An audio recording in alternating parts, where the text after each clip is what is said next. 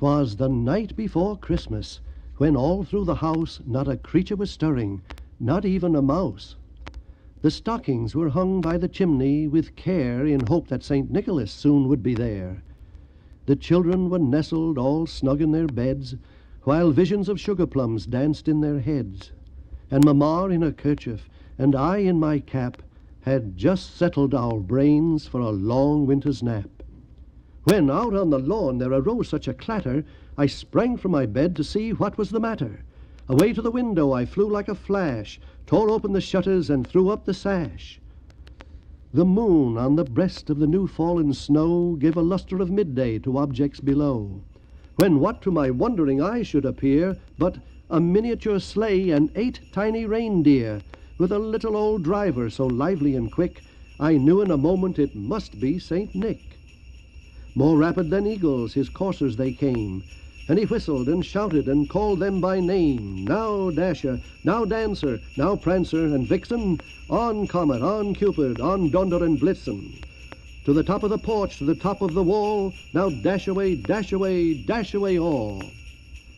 As dry leaves that before the wild hurricane fly, when they meet with an obstacle, mount to the sky, so up to the housetop the coursers they flew, with the sleigh full of toys and St. Nicholas too. And then in a twinkling I heard on the roof the prancing and pawing of each little hoof. As I drew in my head and was turning around, down the chimney St. Nicholas came with a bound. He was dressed all in fur from his head to his foot, and his clothes were all tarnished with ashes and soot.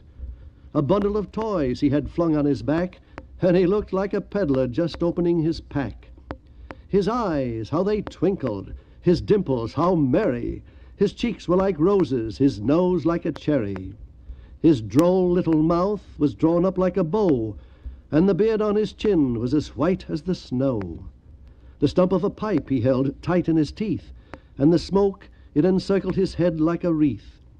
He had a broad face and a little round belly that shook when he laughed like a bowl full of jelly. He was chubby and plump, a right jolly old elf, and I laughed when I saw him in spite of myself. A wink of his eye and a twist of his head soon gave me to know I had nothing to dread.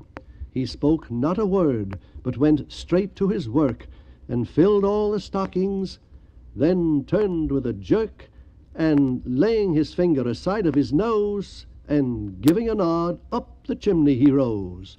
He sprang to his sleigh, to his team gave a whistle, and away they all flew like the down of a thistle.